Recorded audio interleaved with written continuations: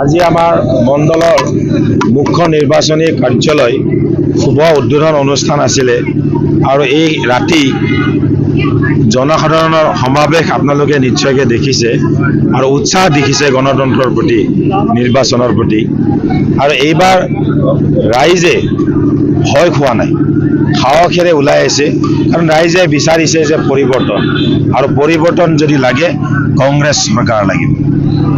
আচ্ছা, ইতিমধ্যে বিজেপিৰ আজি কেন্দ্ৰীয় মন্ত্ৰী এই সমষ্টিত নামিছে, আপোনালোকে কেনেদৰে ইয়াৰ অহা 31 তাৰিখে ৰঙিয়া বিধানসভা সমষ্টিলৈ অসম প্ৰদেশ কংগ্ৰেছ কমিটিৰ সভাপতি সাংসদ গৌৰৱ গগৈ ডাঙৰীয়া আমাৰ ৰঙিয়া বিধানসভা সমষ্টিলৈ আহিব।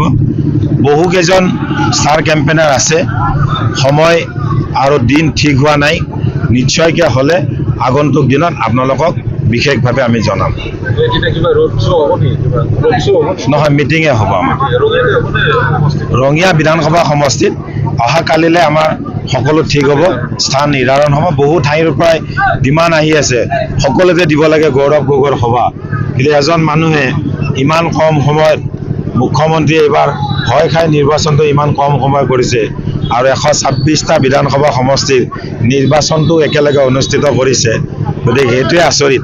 কিন্তু তথাপিও গৌৰৱ গগৈৰ প্ৰতি অসমীয়া ৰাইজৰ সমৰ্থন আছে আৰু ৰঙিয়া বিধানসভা সমষ্টি এইবাৰ 10 বছৰৰ অত্যাচাৰী শাসনৰ পৰিত্ৰাণ ঘটিব আৰু কংগ্ৰেছ দলৰ প্ৰাৰ্থী বিজয়ী হ'ব। আজি দিব্যজ্যোতি কলিতা যি আপোনালোকৰ প্ৰাৰ্থী আছিল, আহা যোৱা ৰাজনীতিত চলি থাকিব, সেইটোলৈ আমাৰ ক'বলগীয়া নাই। আমি বিচাৰিছোঁ সতীৰ্থ হিচাপে উজ্জ্বল ভৱিষ্যত কামনা কৰিছোঁ, বিশেষ ক'বলগীয়া একো নাই। বিজেপি কৈছে যে খিলঞ্জীয়া আৰু লাহে লাহে কংগ্ৰেছত নাথাকিব। বিজেপিয়ে কি কয় কি নকয় এইবোৰলৈ আমাৰ ভূক্ষেপ নাই। মই চিধা কথা, চিধা মানুহ, ইমান তেৰা বেকা মই মানুহ নহয়।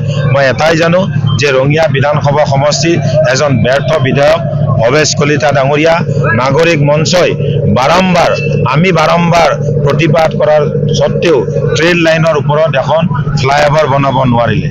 ইলেকশ্যন ব্ৰাঞ্চৰ অফিচটো ইয়াৰ পৰা উঠি গৈ আমিনগাঁও পালে। আজি যিসকলে প্ৰশিক্ষণ দি আছে তাতকৈও দূৰত যাব লগা হৈছে, মিৰ্জাত প্ৰশিক্ষণ দিব লগা হৈছে। যে বিধায়ক থাকিলে মানুহৰ সকাহ হ'ব লাগে, বিধায়ক থকাৰ পিছত মানুহৰ দুখ দুৰ্গতি বেছি হৈছে। কেৱল জয় শ্ৰীৰাম হৰে কৃষ্ণ হৰে ৰাম কৰিলে সমষ্টি এটাৰ উন্নয়ন হ'ব নোৱাৰে।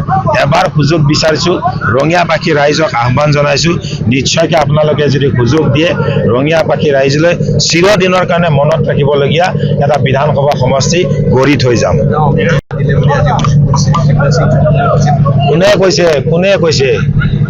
আপোনালোকে ভূপেন হাজৰিকা যিদিনাখন অন্ত্যেষ্টিক্ৰিয়া কৰিছিলে আপোনালোকে গৈছিলে? ভূপেন হাজৰিকা যেতিয়া অন্ত্যেষ্টিক্ৰিয়া যিখিনি গুৱাহাটী ইউনিভাৰ্চিটি সেই ঠাইখিনি এই প্ৰাণজিৎ চৌধুৰী আৰু আমাৰ নীৰেণ ডেকা গুৱাহাটী ইউনিভাৰ্চিটিৰ প্ৰাক্তন জেনেৰেল ছেক্ৰেটাৰী আছিলে।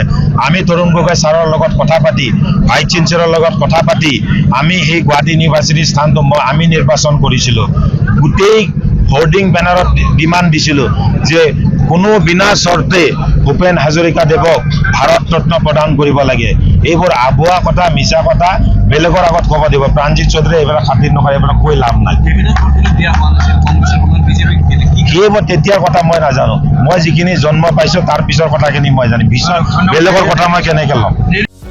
যিকোনো খবৰৰ বাবে যোগাযোগ কৰক আমাৰ এই নম্বৰত 9181 307 2221।